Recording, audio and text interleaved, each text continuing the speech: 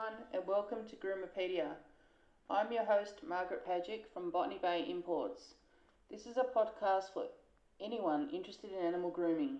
In these podcasts, we will interview groomers worldwide. Let's get started and happy listening. Today we have Bonita Andersen joining us. Hi Bonita. Hi Mark, how you going? Good, how are you? Yeah, I'm good. That's good. We might start off and just find out a little bit about you. So we'll find out, who are you? So my name's Bonita Andersen, recently married last year. I used to be a Fragidacus.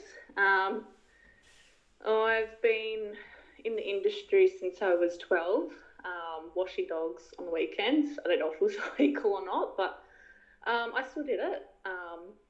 And in school holidays, I would always be working. I just always loved working with dogs, obviously. And the last 3.5 years, I've been a full-time groomer in the salon. Yeah. Yeah. Perfect. What did you want to be when you were a kid? I wanted to be a hairdresser, so Close enough. sort of opposite to what I am now. Yeah, close enough. So did you end up studying to be a hairdresser or not? No, I think I was in year 6 when I decided I wanted to be a hairdresser, and then I got introduced to dog washing on the weekends, and yeah, never sort of looked back. But I've done other things in between, grooming as well, just to figure out if it's what I wanted to do. Yeah. And obviously it was the right thing you wanted to do. Yes, I think so. So Sometimes I doubt myself. So that's the real reason why you became a groomer, because you did some training, learning early in your younger years, and then yeah. Well, I got to have a look at what it was actually like when I was younger, and I always thought, I don't know if I ever wanted to do this. When I left school, I was a chef. I hated that. Yeah. And then I came back to dog grooming, and then I left again, went to auto parts, and then now I'm back. Yeah. And you've got your own business, don't you? Yeah, so I've got my own business as well as working in a busy salon. Okay. Yeah, so best of both worlds. Yes, that's right. Yeah. So what made you start your own business? I guess because I like grooming a certain breed, I get a lot of them. So I like spending my time in my own business working with my own breed. And I guess word got around that I was okay at them, and I got more and more people coming to me. But yeah, and just the interaction with the owners as well was really nice. Yeah. And that's the Schnauzer, isn't it? Yes, yeah, it is. Yeah, that's what I thought. What about networking with groomers? How do you find that?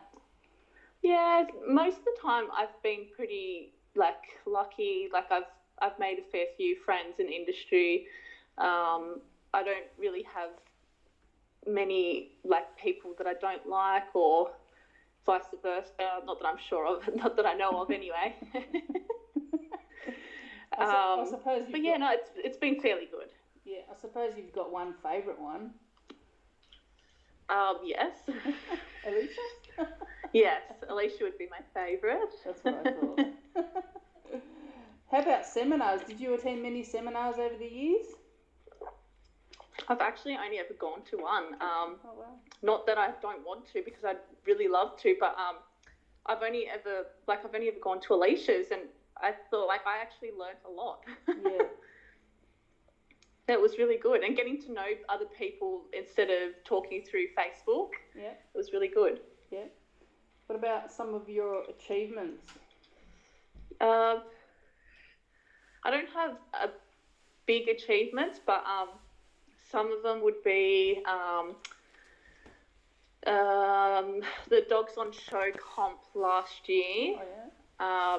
I know it was only third, but it was in a bigger class that I've been in. Yeah. And I did a Westie in a hand strip. Yeah. Canberra Dogs ACT Extravaganza, I think it was called. Yeah. I placed first with an Irish Terrier. That I've never done one before. Good on you.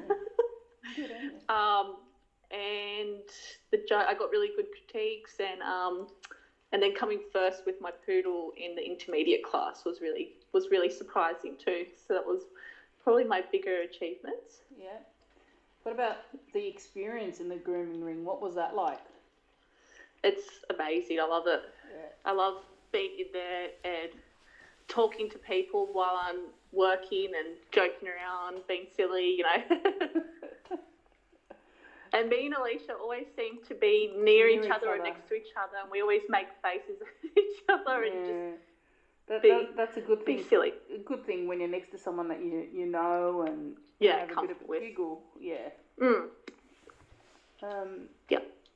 So with the breeds, you obviously cover schnauzers. You groom a lot of those, and anything else that you cover? I groom too many of them. I love grooming gun dogs. Yeah. I really want an English cocker myself to show and to learn on as well. I love them. Yeah. I don't know what it is about them. I just love them.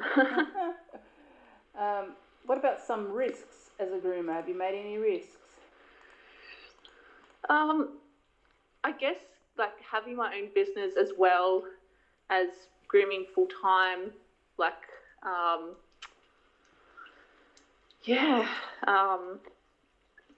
grooming a lot of dogs, the stress it puts on our bodies, they're all risks, I guess. And grooming and showing dogs. Yeah. Yeah. What about some success stories?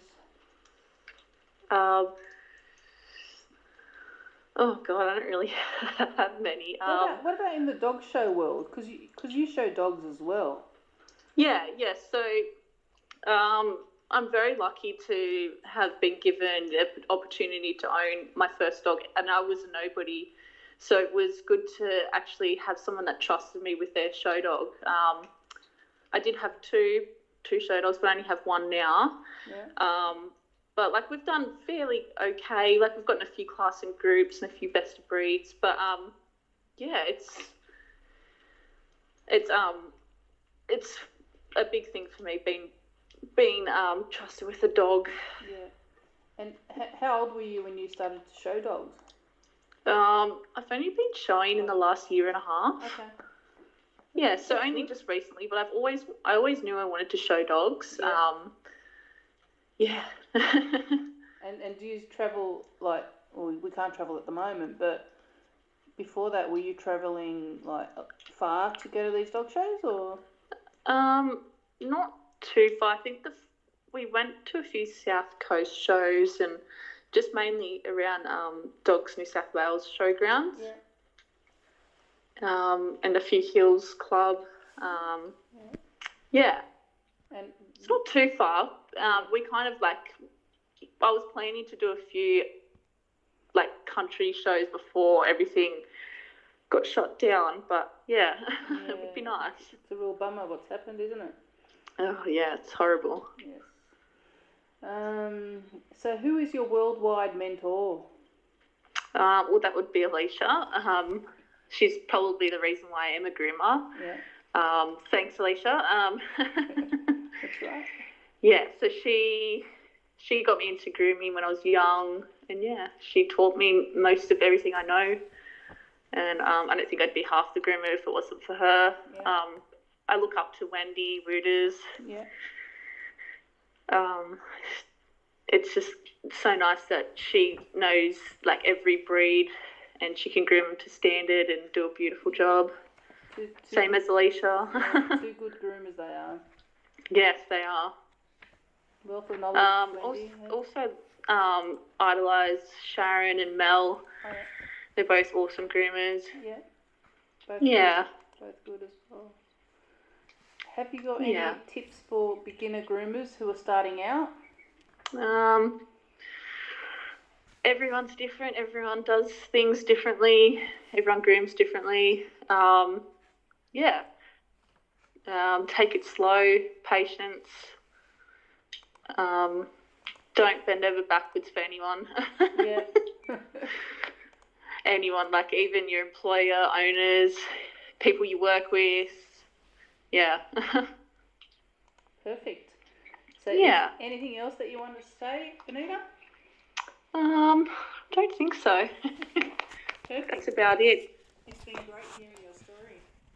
Thank you, Marg. You're It was a welcome. pleasure. You are welcome.